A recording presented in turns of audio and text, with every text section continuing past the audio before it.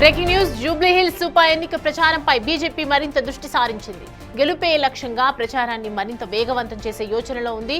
ఇందులో భాగంగా డివిజన్ల వారీగా ఇన్ఛార్జీలను నియమించింది.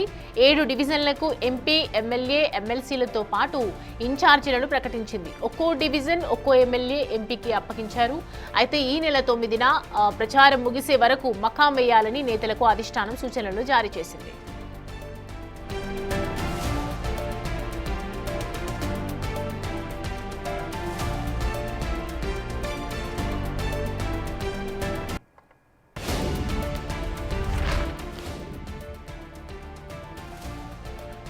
జూబ్లీ హిల్స్ ఉప ఎన్నిక విజయం లక్ష్యంగా అన్ని పార్టీలు కూడా ఫోకస్ పెంచాయని చెప్పొచ్చు. ప్రస్తుతం బీజేపీ మరింత దృష్టి సారించిందని తెలుస్తోంది.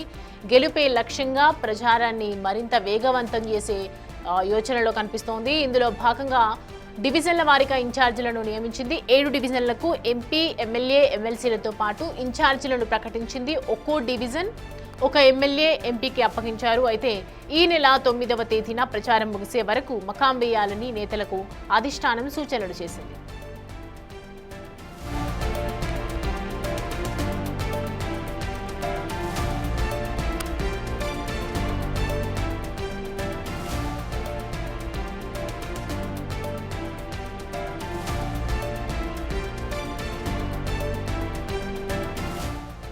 రైట్, అంశానికి సంబంధించి పూర్తి డీటెయిల్స్ మా ప్రతినిధి వెంకట్ మనకి అందుబాటులో ఉన్నారు. వెంకట్, ఒకవైపు చూస్తున్నాము అన్ని పార్టీస్ కూడా ఫోకస్ చేస్తూ ఉన్నాయి. ప్రస్తుతం బీజేపీ ఏ విధంగా దృష్టి సారిస్తోంది, క్యాంపెయినింగ్ ఎలా జరుగుతోంది, పూర్తి డీటెయిల్స్ ఏంటి జూబ్లీహిల్స్ కి సంబంధించి?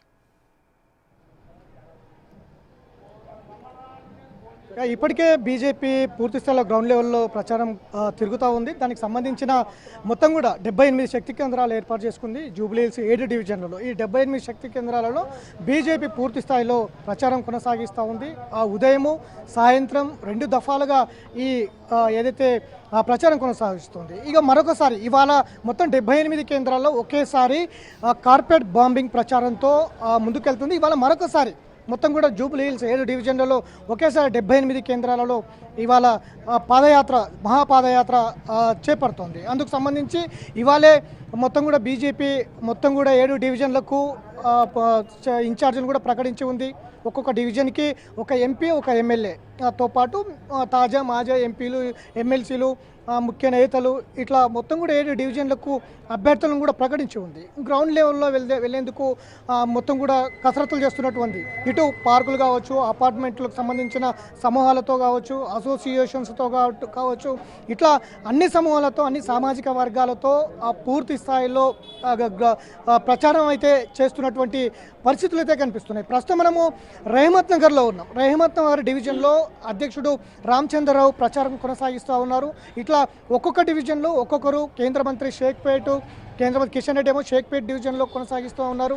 ఇట్లా ఒక్కొక్కరు ఎంపీ, ఎమ్మెల్యేలు, ఇట్లా మొత్తం కూడా ఒక్కొక్క డివిజన్లో ఒక్కొక్కరు మొత్తం 78 శక్తి కేంద్రాల్లో ఒకేసారి పాదయాత్ర నిర్వహిస్తూ ప్రజలకు మమేకం అవుతున్నటువంటి సిచ్యువేషన్ ఉంది.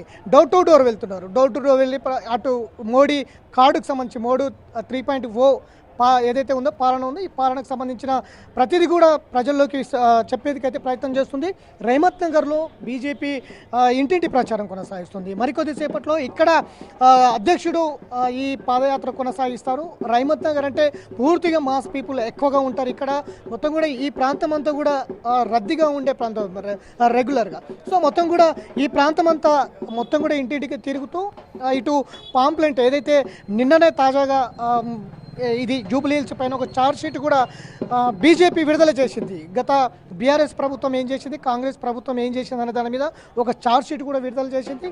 ఇటు ఈ ఛార్జ్ షీట్ మొత్తం కూడా ప్రతి ఇంటికి పంచుతూ గత 2 ప్రభుత్వాలకు సంబంధించిన అన్ని చూశారు. కాబట్టి ఒక్కసారి బీజేపీకి అవకాశం ఇవ్వండి అంటూ ఇంటింటికి తిరుగుతూ వెళ్తున్నటువంటి సిచ్యువేషన్ ఉంది. ఇక ఈ వారం రోజులు ప్రకటించినటువంటి ఇన్ఛార్జీలు కావచ్చు, ఎంపీలు, ఎమ్మెల్యేలు, ఎమ్మెల్సీలు, ముఖ్య నేతలందరూ కూడా ఈ వారం రోజులు కేటాయించినటువంటి డివిజన్లోనే ఉండి ఇక్కడే ఉండాలి, ఇక్కడే ఓటర్లను కలిసే విధంగా అయితే ప్లాన్ చేస్తున్నారు. Right Venkat, thanks for the updates.